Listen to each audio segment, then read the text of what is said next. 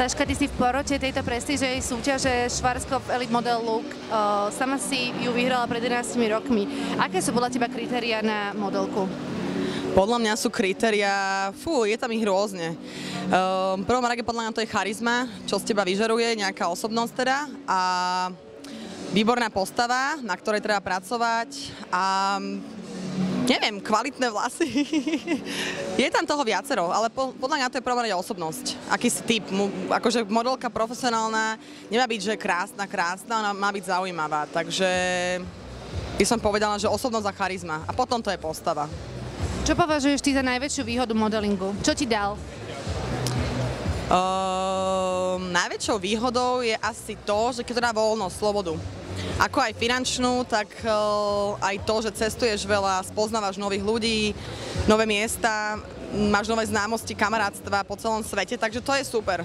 Ale veľa ťa naučí.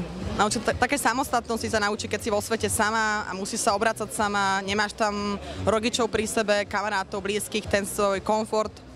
Takže asi toľko. Ako sa ty udržiavaš vo forme? Ja sa držím vo forme, tak ja som veľmi športový typ, takže športom a samozrejme aj stravou.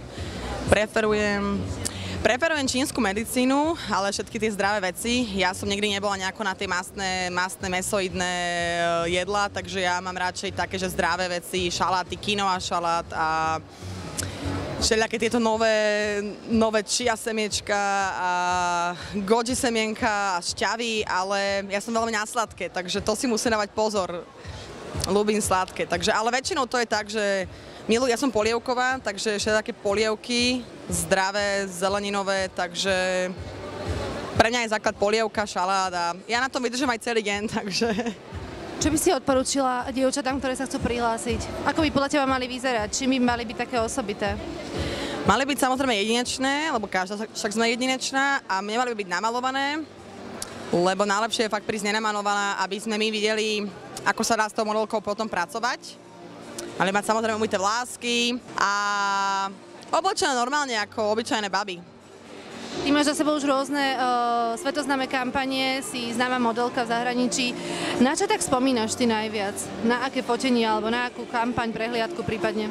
Najviac spomínam na také dobré časy, keď som mala 14-18 rokov. Sme boli taká celkom dobrá partia z elitky, z Elite Model Managementu z Prahy a z Bratislavy.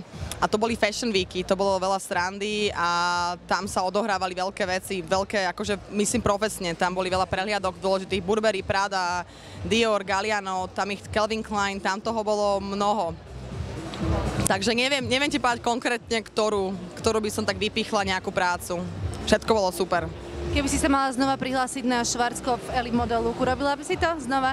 Samozrejme, že som to urobila a nech to urobí každý. Je to veľká skúsenosť do života, fakt ťa to veľa naučí, veľa keď to dá. Má to svoje minusy, ako každá robota, ale do toho by som istotne šla ešte raz. Ďakujeme pekne. Ďakujem aj ja pekne.